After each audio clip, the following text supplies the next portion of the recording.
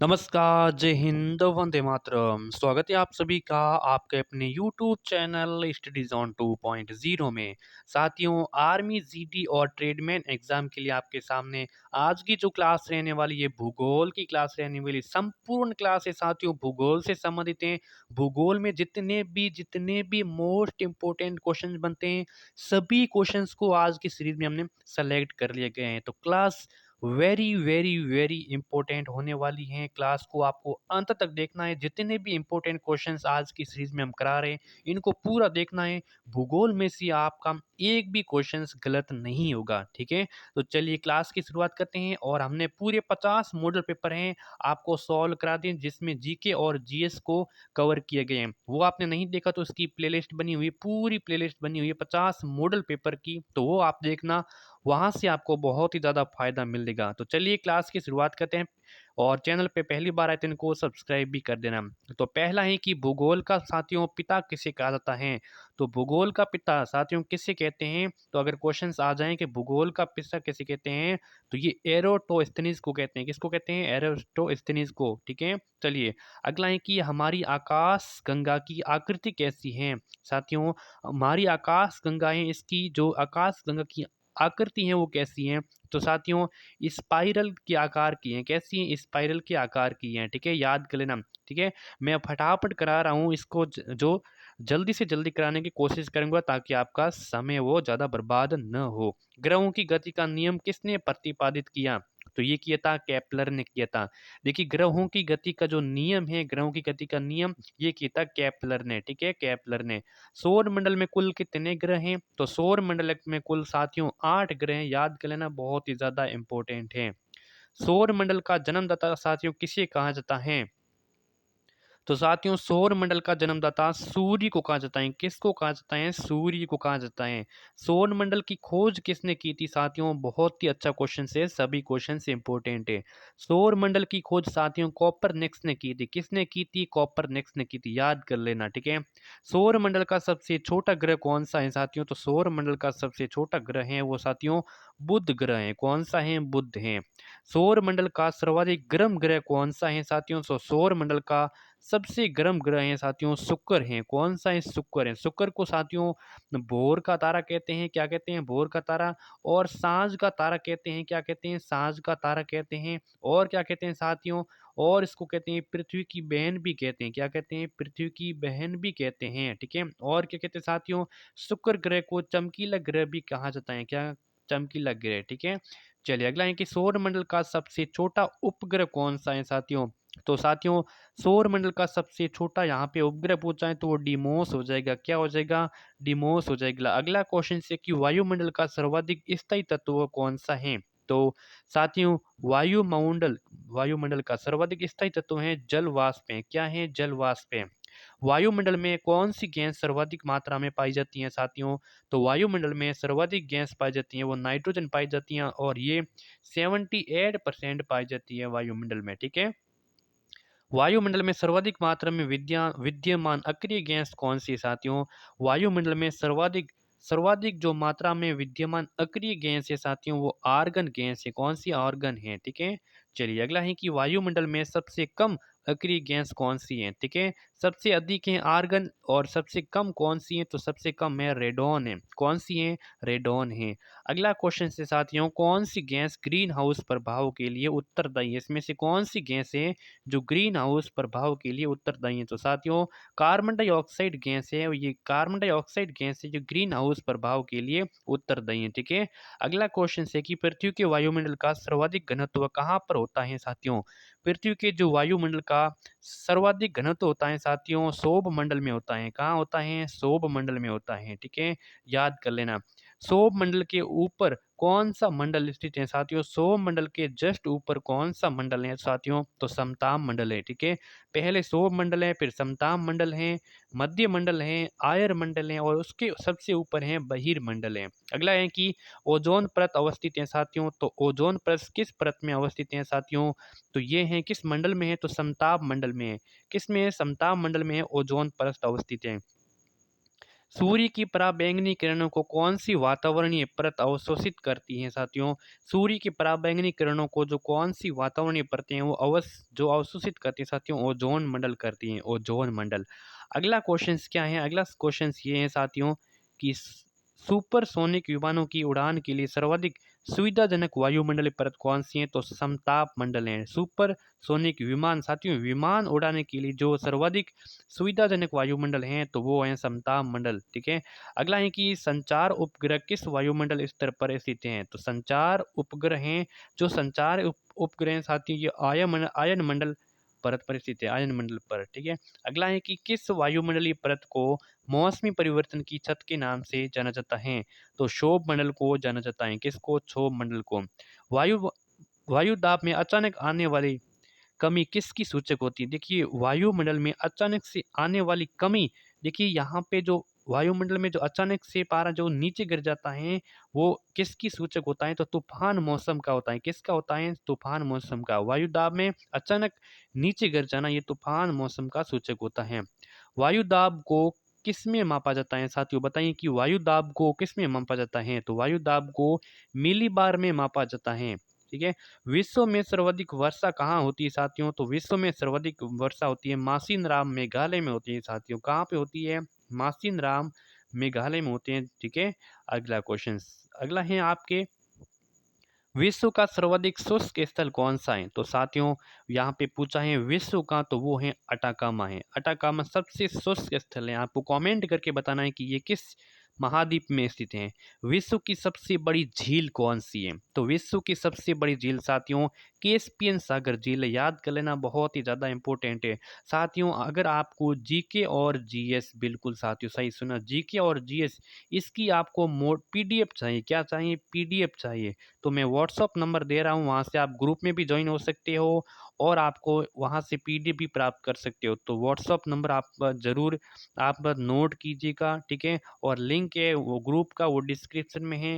WhatsApp group साथियों बना के इसका स्क्रीनशॉट ले लीजिए। ठीक है। आपको काम आएंगे। तो चलिए आगे बढ़ते हैं। विश्व की सबसे बड़ी झील है कैस्पियन सागर है। विश्व की सबसे बड़ी मीठे पानी की झील है तो वो है सुपीरियर झील है। कौन सी? सुपीरियर झील है साथियों।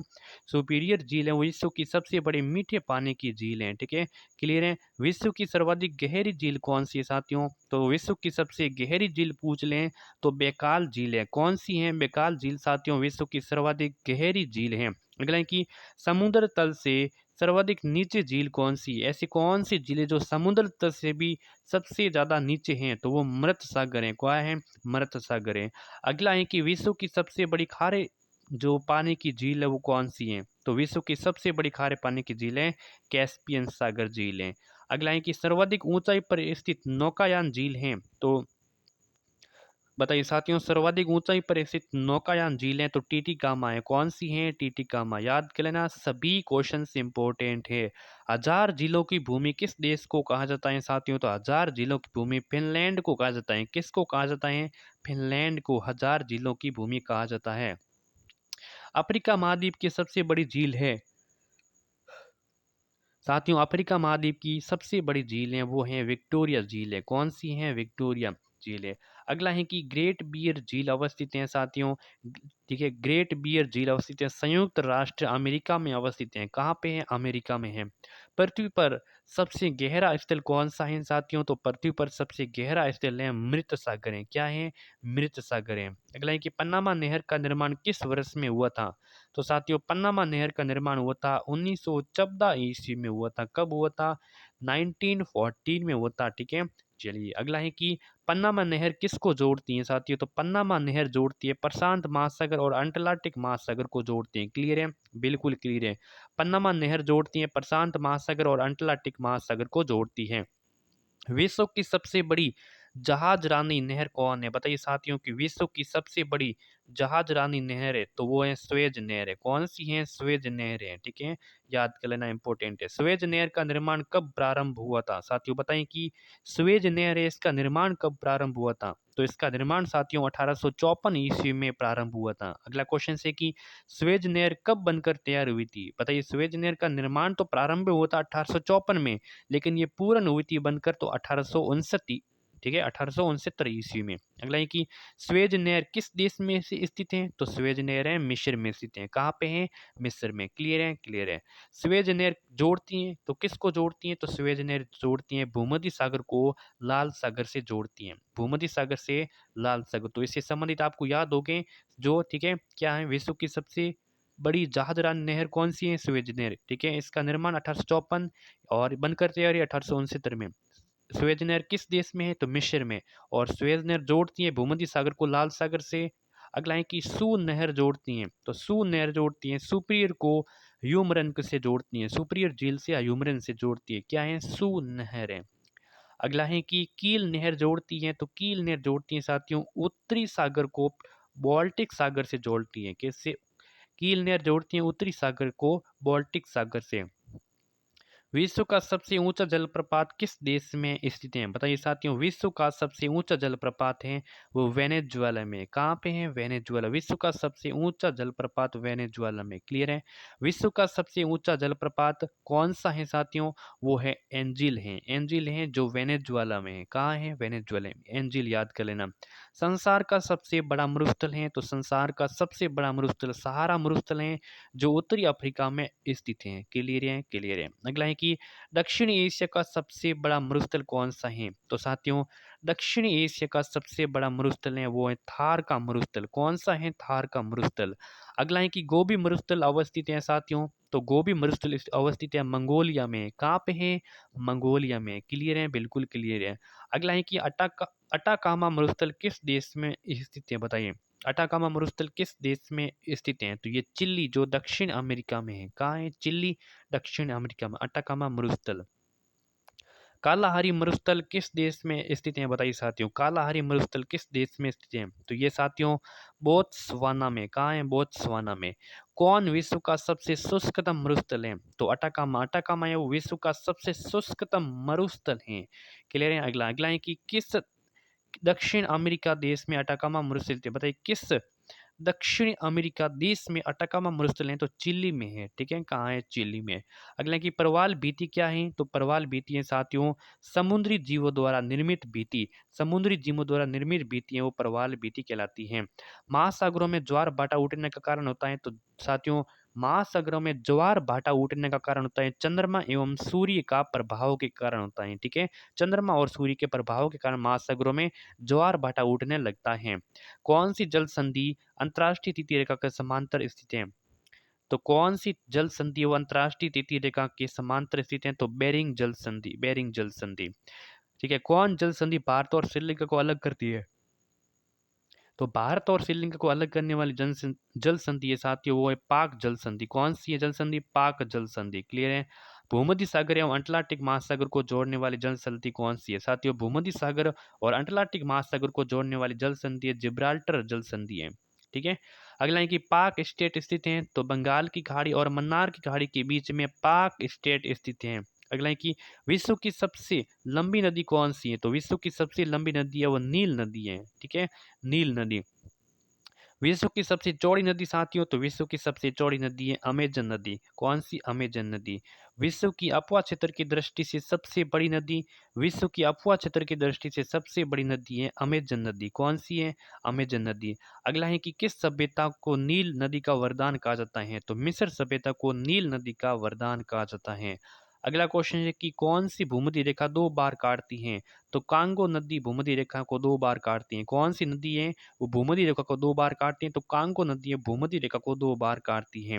अगला क्वेश्चन है कि कौन सी नदी मकर रेखा को दो बार काटती है? तो लिम्पोपो नदी है वो मकर रेखा को दो बार गुजरती है मकर रेखा से। ठीक है, बांग्लादेश में किस नदी को पद्मा के नाम से जाना जाता है? तो बांग्लादेश में गंगा नदी को पद्मा के नाम से जाना जाता है। अगला क्वेश्चन है कि किस नदी को अंतर्राष्ट्रीय नदी की संज्ञा दी गई है? तो डैन्यूब नदी को अंतर्राष्ट्रीय नदी की संज्ञा दी गई है। अगला है कि आसवान बांध किस नदी पर स्थित है? तो नील नदी पर स्थित है आसवान बांध। क्लियर है? अगला है कि रोम यानी कि इटली नगर किस नदी के किनारे बसा है? तो ये टाइबर नदी के किनारे बसा है। कौन सा शहर है? रोम या फिर इटली? रोम है वो इटली में स्थित है, तो रोम नगर है वो कौन सी टाइबर नदी के किनारे बसा शहर है। ठीक है, अगला क्वेश्चन है कि न्यूयॉर्क नगर किस नदी के तट पर स्थित है? तो ये हडसन नदी के तट पर स्थित है। कौन सा शहर है? न्यूयॉर्क। ठीक है। अगला है कि पाकिस्तान के लाहौर लाहौर नगर नदी के तट पर स्थित है। तो ये पाकिस्तान का जो लाहौर नगर है, लाहौर, ये रावी नदी के तट पर स्थित है। क्लियर है।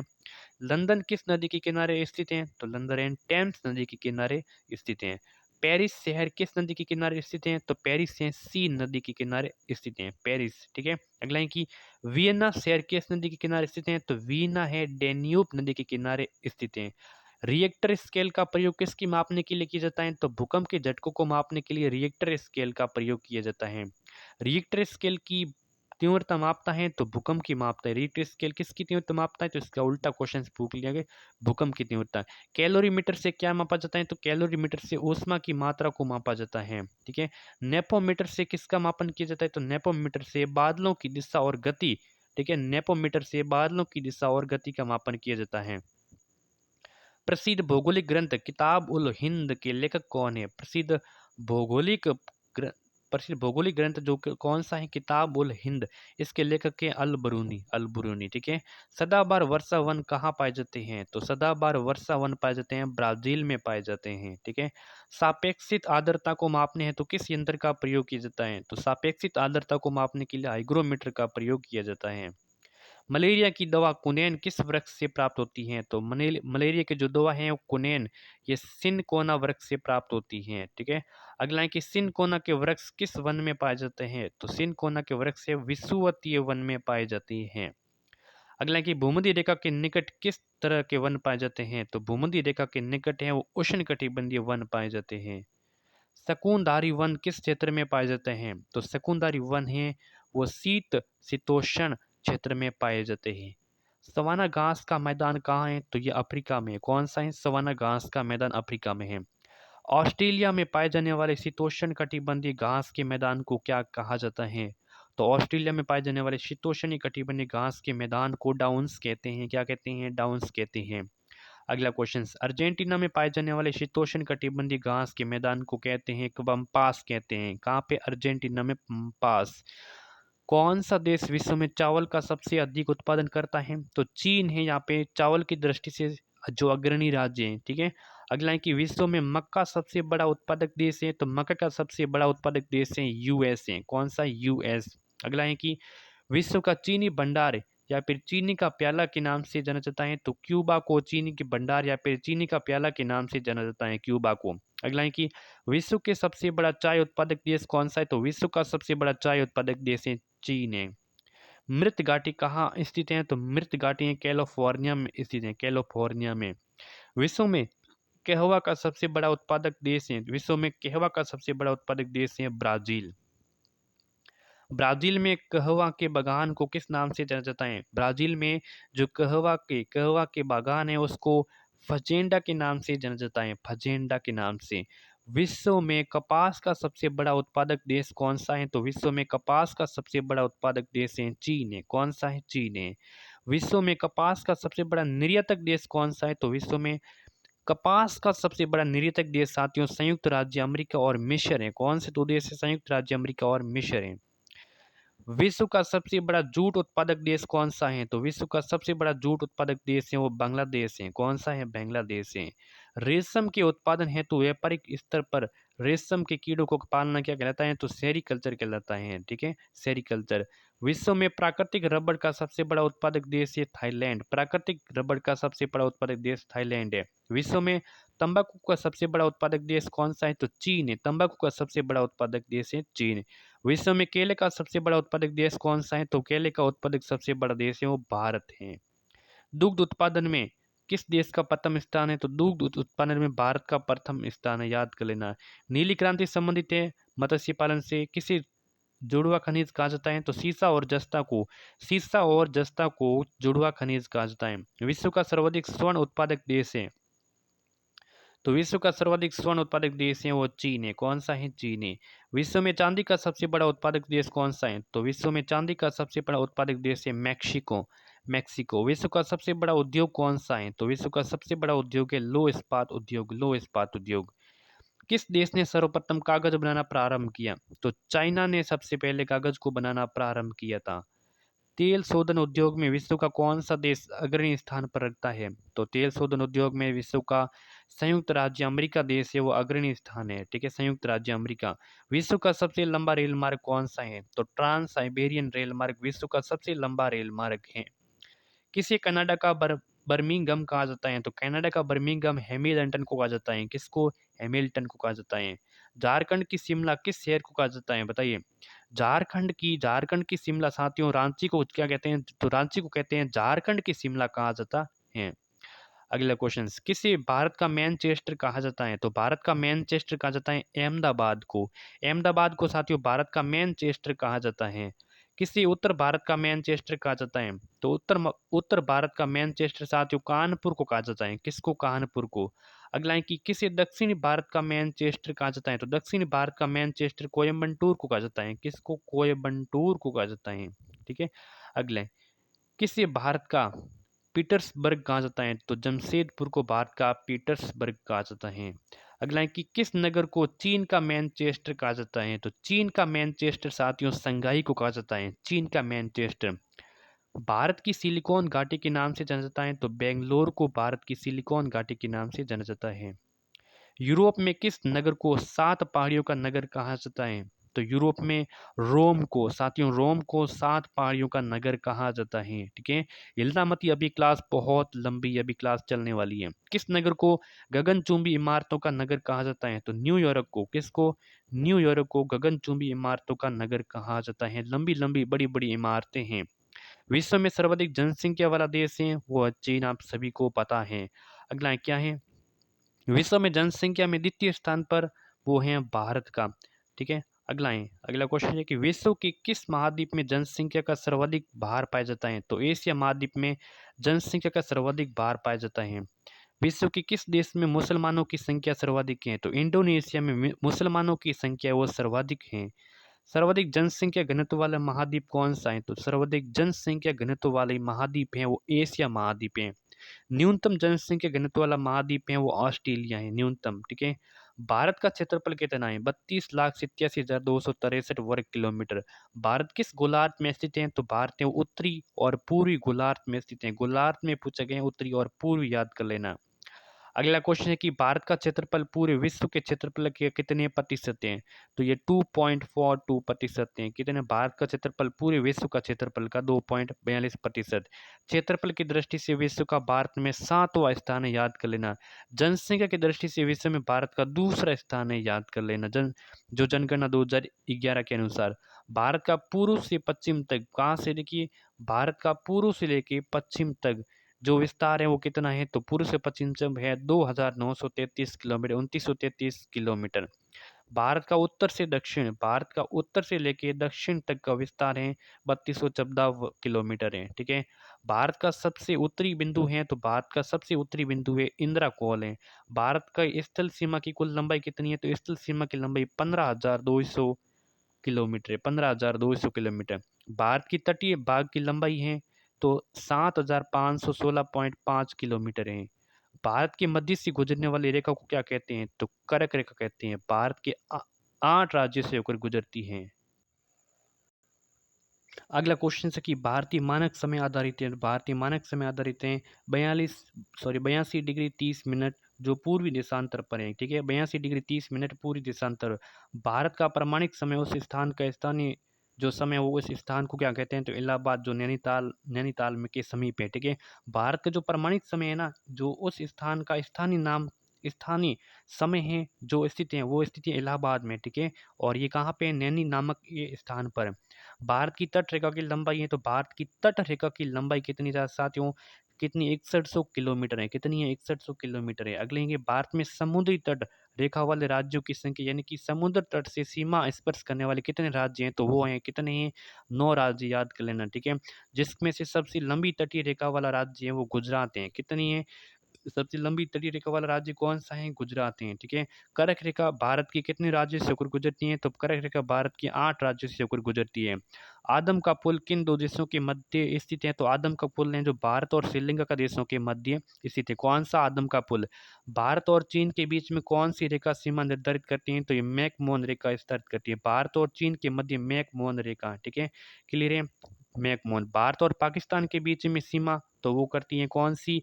सर सिरिल जॉन रेडक्लिफ, तो रेडक्लिफ रेखा, ठीक है। चलिए अगला है कि भारत की सबसे लंबी स्थलीय सीमा किस देश के साथ लगती है? तो बांग्लादेश के साथ लगती है। कितनी लगती हैं? ये लगती हैं 4000 किलोमीटर, 4000 प्लस 4000 600 किलोमीटर। भारत की सबसे छोटी स्थलीय सीमा किस देश के साथ लगती है? तो अफगानिस्तान के साथ लगती है 106 किलोमीटर। कितनी? 106 किलोमीटर लगती है। भारत और पाकिस्तान के बीच में हिमनद सीमांत क्षेत्र को किस नाम से जाना जाता है? तो ये सियाचिन के नाम से जाना जाता है, ठीक है। अगला है कि लक्षद्वीप समूह स्थित है, तो ये अरब सागर में है। लक्षद्वीप समूह कहाँ है? अरब सागर में है, क्लियर है। थार मरुभूमि स्थित है साथियों राजस्थान में, थार मरुभूमि राजस्थान में है। हैदराबाद का जुड़वा नगर है साथियों सिकंदराबाद, क्या है? हैदराबाद का जुड़वा नगर सिकंदराबाद है। अगला है कि भारत का एकमात्र शीत मरुस्थल साथियों कौन सा है? तो भारत का एकमात्र शीत मरुस्थल है वो लद्दाख का मरुस्थल है। भारत की आकृति कैसी है साथियों? तो भारत भारत की आकृति है वो चतुष्कोणीय। किस प्रकार की है? चतुष्कोणीय है, ठीक है। पोर्ट ब्लेयर स्थित है, पोर्ट ब्लेयर स्थित है साथियों दक्षिणी अंडमान में स्थित है पोर्ट ब्लेयर, क्लियर है। भारत में राज्यों की संख्या कितनी है? तो भारत में राज्यों की संख्या है 28 और केंद्र शासित प्रदेशों की संख्या कितनी है? आपको सही से कमेंट करके बताना है कि भारत में केंद्र शासित प्रदेशों की संख्या कितनी है। क्षेत्रफल की दृष्टि से सबसे बड़ा राज्य कौन सा है? राजस्थान है, ठीक है। जिसका क्षेत्रफल है 3,42,42,239 वर्ग किलोमीटर राजस्थान का, ठीक है। भारत में सबसे छोटी तट रेखा वाला राज्य कौन सा है? वो है गोवा, ठीक है। तट रेखा वाला राज्य सबसे छोटी गोवा। किसे सागरमाथा के नाम से जाना जाता है? तो माउंट एवरेस्ट को सागरमाथा के नाम से जाना जाता है। कहाँ पे? नेपाल में जाना जाता है। कहाँ पे? नेपाल में इसको सागरमाथा के नाम से जाना जाता है। सबसे प्राचीन पर्वत श्रेणी कौन सी है? तो सबसे प्राचीन पर्वत श्रेणी है अरावली की, ठीक है। अगला है कि अरावली श्रेणियाँ भारत के किस राज्य में स्थित हैं? तो अरावली श्रेणी भारत के राजस्थान में स्थित हैं, ठीक है। भारत के राजस्थान में। भारत में सबसे प्राचीन वलित पर्वतमाला कौन सी है? तो वो है अरावली की, ठीक है। अगला है कि अरावली पर्वत का सर्वोच्च शिखर क्या है? तो अरावली पर्वतमाला का सबसे जो ऊंचा शिखर है वो है गुरु शिखर है। कौन सा? गुरु शिखर 1722 मीटर है और ये राजस्थान के सिरोही जिले में स्थित है, ठीक है, सिरोही जिले में। अगला है कि गारो खासी जयंतिया पहाड़ियाँ किस राज्य में? तो गारो खासी और जयंतिया पहाड़ियाँ भी हैं और ये एक जनजातियाँ भी है, इस प्रकार की जनजातियाँ भी हैं, पहाड़ियाँ भी, और ये मेघालय में स्थित हैं। इसके कारण, इसकी वजह से मेघालय में सर्वाधिक वर्षा होती है। प्रायद्वीपीय भारत में उच्चतम पर्वत चोटी कौन सी है? बताइए। प्रायद्वीपीय दक्षिणी भारत की साउथ इंडिया की सबसे ऊंची पर्वत चोटी साथियों कौन सी? अन्नई मुड्डी है। कौन सी है? अन्नई मुड्डी है, ठीक है। हिमालय के सर्वोच्च शिखर माउंट एवरेस्ट की ऊंचाई साथियों 8,848 मीटर है। माउंट एवरेस्ट की ऊंचाई है, ठीक है। खेबर दर्रा साथियों कहाँ है? तो खेबर दर्रा साथियों पाकिस्तान में है। कहाँ पे है? पाकिस्तान में। कौन सा दर्रा है? तो खेबर दर्रा है। अगला है कि खेबर दर्रे से कौन से दो देश जुड़ते हैं? खेबर दर्रे से कौन से दो देश आपस में जुड़ते हैं? तो खेबर दर्रे से साथियों पाकिस्तान जुड़ते हैं और अफगानिस्तान, दो देश आपस में जुड़ते हैं। किससे? खेबर दर्रे से। कौन सा पर्वतीय दर्रा लेह को श्रीनगर से जोड़ता है? इसमें से कौन सा दर्रा है? इसमें से क्या आपके सामने आंसर है? जो जोजिला दर्रा है साथियों। जोजिला दर्रा ऐसा है जो जो लेह को, किसको? लेह को श्रीनगर से जोड़ता है। याद कर लेना, इंपॉर्टेंट है। पाल घाट दर्रा किन दो राज्यों को जोड़ता है? तो पाल घाट दर्रा है वो केरल और तमिलनाडु को आपस में जोड़ता है। नाथुला दर्रा भारत की किस राज्य में? वेरी वेरी इंपॉर्टेंट है, तो सिक्किम में है। कौन सा है? नाथुला दर्रा है, ठीक है। जोजिला दर्रा साथियों कहाँ पे है? तो ये जम्मू एंड कश्मीर में जोजिला दर्रा है, ठीक है। अगला है कि मैट्यूर बांध किस राज्य में है? तो मैट्यूर बांध है तमिलनाडु में, तमिलनाडु में, ठीक है। कोयना बांध कहाँ पे है? तो महाराष्ट्र में है कोयना बांध, ठीक है। कोयना बांध महाराष्ट्र में। अलमाटी बांध है साथियों कहाँ पे है? तो ये कृष्णा नदी पर है, ठीक है। कैसे याद करना है? तो कृष्ण भगवान थे वो क्या कहते हैं? वो क्या माटी ज्यादा खाते थे, क्या कहते हैं? माटी। तो अलमाटी संबंधित है कृष्णा से। हीराकुंड बांध किस नदी पर है? तो हीराकुंड बांध है वो महानदी पर है, ठीक है। महानदी पर, याद कर लेना। थीन बांध किस नदी पर बनाए गए हैं? तो थीन बांध साथियों रावी नदी पर बनाए गए हैं। कौन सा? थीन बांध रावी नदी पर। भारत में ताजे जल की सबसे बड़ी वुलर झील कौन सी है? बताइए। जो किस राज्य में? भारत में ताजे जल की जो सबसे बड़ी झील है वो वुलर झील है, ये है जम्मू कश्मीर में। कहाँ पे है? जम्मू कश्मीर में। अगला है कि उत्तर पूर्वी भारत की सबसे बड़ी झील लोकटक किस राज्य में है? तो उत्तर पूर्वी भारत की सबसे बड़ी लोकटक झील है वो मणिपुर में है। कहाँ पे है? मणिपुर में है। नागिन झील कहाँ पे है? तो जम्मू एंड कश्मीर में नागिन झील है। चिल्का झील साथियों तो उड़ीसा में है चिल्का झील। लोकटक झील साथियों मणिपुर में है। कहाँ पे है? देखिए चिल्का झील उड़ीसा में और लोकटक झील है वो मणिपुर में है, ठीक है। पुष्कर झील जो मीठे पानी की झील है और ये राजस्थान में है, ठीक है। सांबर झील जो कि खारे पानी की झील है और ये राजस्थान में है। कहाँ पे है? राजस्थान में जयपुर में है, ठीक है। अगला है कि प्रसिद्ध भारत की प्रसिद्ध लेगून झील है तो वो चिल्का झील है, ठीक है। चिल्का झील भारत की सबसे प्रसिद्ध लेगून झील है। भारत का सबसे ऊ- भारत का सबसे ऊंचा जलप्रपात कौन सा है? तो जोग जलप्रपात है भारत का सबसे ऊंचा जलप्रपात है, ठीक है। विश्व विख्यात जोग जलप्रपात किस राज्य में है? तो ये कर्नाटक में। जोग जलप्रपात कहाँ पे है? जोग जलप्रपात है कर्नाटक में। गरसोपा जलप्रपात है तो ये शरावती नदी पर है, ठीक है। कौन सा गरसोपा जलप्रपात किस नदी पर है? तो शरावती नदी पर, सरवती, ठीक है। धुआंधार जलप्रपात साथियों नर्मदा नदी पर है और ये मध्य प्रदेश में है। कहाँ पे है? नर्मदा नदी पर है और ये कहाँ पे है साथियों? ये मध्य प्रदेश में है। क्लियर है। शिव समुद्रम जलप्रपात साथियों ये कावेरी नदी पर है। शिव समुद्रम जलप्रपात है कावेरी नदी पर है। अगला है कि लोकटक शक्ति परियोजना किस राज्य में है? तो ये मणिपुर में। लोकटक शक्ति परियोजना मणिपुर में है। अगला है कि तुलबुल परियोजना है तो तुलबुल परियोजना है झेलम नदी पर है। किस नदी पर? तुलबुल परियोजना किस नदी पर है? तो झेलम नदी पर है। अगला क्वेश्चन अगला है कि सरदार सरोवर परियोजना किस राज्य में निर्माणाधीन है? तो गुजरात में। सरदार सरोवर परियोजना गुजरात में लोकेटेड है, ठीक है। अगला है कि कोसी परियोजना किस राज्य से संबंधित है? तो कोसी परियोजना संबंधित है बिहार से। याद कर लेना, कोसी परियोजना बिहार से संबंधित है। नागार्जुन परियोजना किस राज्य से संबंधित है? तो नागार्जुन सागर परियोजना है वो आंध्र प्रदेश से संबंधित है, ठीक है। आंध्र प्रदेश से। मानसून किस भाषा का शब्द है? तो मानसून एक अरबी भाषा का शब्द है। मानसून किस भाषा का शब्द है? तो अरबी भाषा का। कोसी परियोजना किस राज्य में है? तो कोसी परियोजना है बिहार से, ठीक है। नागार्जुन सागर परियोजना साथियों किस राज्य में है? तो ये आंध्र प्रदेश में है। किस में है? आंध्र प्रदेश में। याद कर लेना, इंपॉर्टेंट है। मानसून किस भाषा का शब्द है? तो ये पवनों की दिशा में परिवर्तित करता है। मानसून किस भाषा है? तो अरबी बताता है लेकिन ये पवनों की दिशा में परिवर्तित करता है। भारत में सर्वाधिक वर्षा किस मानसून से होती है?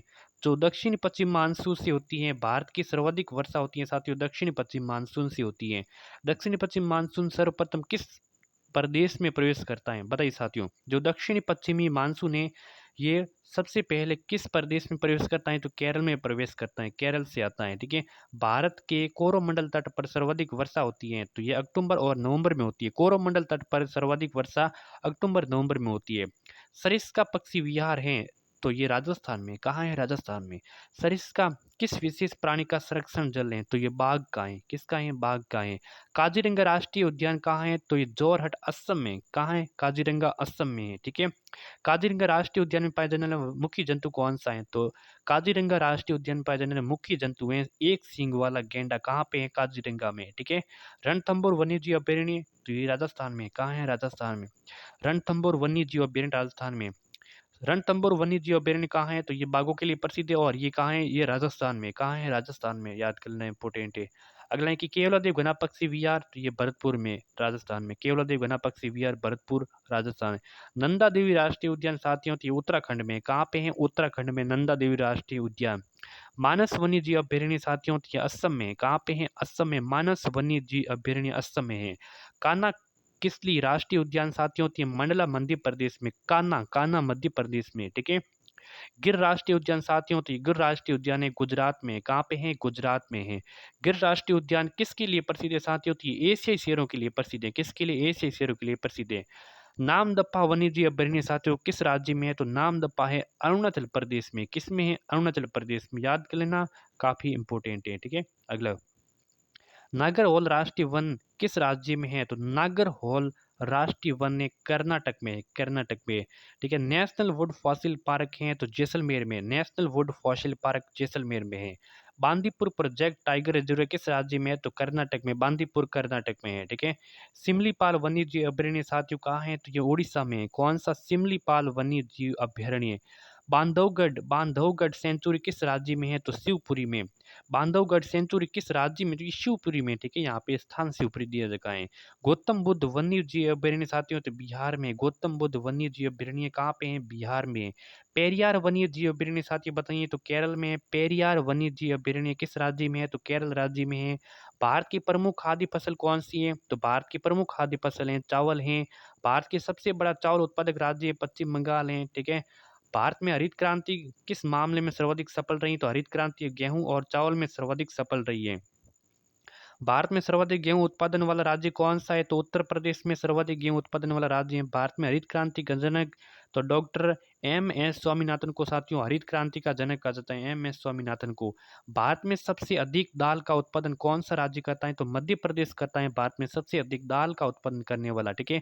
भारत का सबसे बड़ा सोयाबीन उत्पादक राज्य कौन सा है? तो मध्य प्रदेश है भारत का सबसे बड़ा सोयाबीन उत्पादक राज्य। भारत में काजू का सबसे बड़ा उत्पादक राज्य कौन सा है? तो केरल है भारत में काजू का सबसे बड़ा उत्पादक। ठीक है। भारत का वो एकमात्र राज्य जो केसर उत्पादन करता है, तो केसर उत्पादन की दृष्टि से जम्मू कश्मीर वो सबसे आगे हैं। भारत का कौन सा राज्य जूट का प्रमुख उत्पादन करता है? तो पश्चिम बंगाल है, यहाँ पे जूट का उत्पादित करता है। क्लियर है। भारत में सर्वाधिक सर्वोत्तम चाय कहाँ पर पैदा होती है? तो भारत में सर्वोत्तम चाय होती है दार्जिलिंग में। ठीक है। चैनल को सब्सक्राइब कर देना, बिना कहीं चैनल को सब्सक्राइब कर देना। ठीक है। भारत का सबसे ज्यादा चाय किस राज्य में? तो असम में होती है। कहाँ पे होती है? असम में सर्वाधिक चाय उत्पादित होती है। भारत का सबसे बड़ा कहवा उत्पादन कौन सा है? तो कहवा उत्पादक है कर्नाटक है। भारत का सबसे बड़ा गन्ना उत्पादक राज्य कौन सा है? तो गन्ना उत्पादक राज्य है उत्तर प्रदेश, उत्तर प्रदेश है। ठीक है। भारत में मसालों का सर्वाधिक उत्पादन करता है, तो केरल करता है। मसालों की दृष्टि से सबसे आगे कौन सा है? केरल है। नीली क्रांति के संबंधित है उत्पादन से, मत्स्य उत्पादन से संबंधित है नीली क्रांति से। दुग्ध उत्पादन में भारत का विश्व में कौन सा स्थान है? तो दूध उत्पादन में भारत का विश्व में पहला स्थान है। कौन सा है? पहला स्थान है। ठीक है। श्वेत क्रांति संबंधित है साथियों, बताइए श्वेत क्रांति किससे संबंधित है? तो दुग्ध उत्पादन से श्वेत क्रांति संबंधित है। ऑपरेशन फ्लड का संबंध है, तो दुग्ध उत्पादन से ऑपरेशन फ्लड का संबंध है। दुग्ध उत्पादन के क्षेत्र में श्वेत क्रांति लाने का श्रेय किसको कहा जाता है? तो दुग्ध उत्पादन के क्षेत्र में श्वेत क्रांति लाने का श्रेय है डॉक्टर वर्गीज कुरियन को, डॉक्टर वर्गीज कुरियन को ला जाता है। ठीक है। अगला है कि गुलाबी क्रांति किससे संबंधित है? तो झींगा उत्पादन से गुलाबी क्रांति का संबंध है। गोल क्रांति का संबंध है साथियों आलू उत्पादन से है गोल क्रांति का संबंध। खरीफ की फसल काटी जाती है साथियों, किस महीने में खरीफ की फसल को काटा जाता है? तो नवंबर के महीने में, नवंबर के प्रारंभ में ही खरीफ की फसल को काटा जाता है और रबी की फसल को बोया जाता है। पीली क्रांति संबंधित है तो तिलहन से, किससे है? तिलहन से। पीली क्रांति का संबंध है तिलहन से संबंधित है। हरी के बैराज कौन सी नहर निकलती है? हरी के बैराज से कौन सी नहर निकलती है? तो इंदिरा गांधी नहर निकलती है। कहाँ से निकलती है? हरी के बैराज बांध से निकलती है इंदिरा गांधी। भारत की सबसे लंबी सिंचाई नहर कौन सी है? तो वो है इंदिरा गांधी। ठीक है। राजस्थान नहर या फिर राजस्थान नहर का नया नाम क्या था? तो इंदिरा गांधी नहर था राजस्थान नहर का। भारतीय खनिज पदार्थों का भंडार गृह कहा जाता है, तो छोटा नागपुर पठार को भारतीय खनिज पदार्थों का भंडार गृह कहा जाता है। भारत में पाए जाने वाला अधिकांश लो एस किस प्रकार का है? तो भारत में जो पाए जाने वाला अधिकांश लो एस के साथ ही हेमाटाइट प्रकार का है, हेमाटाइट प्रकार का है।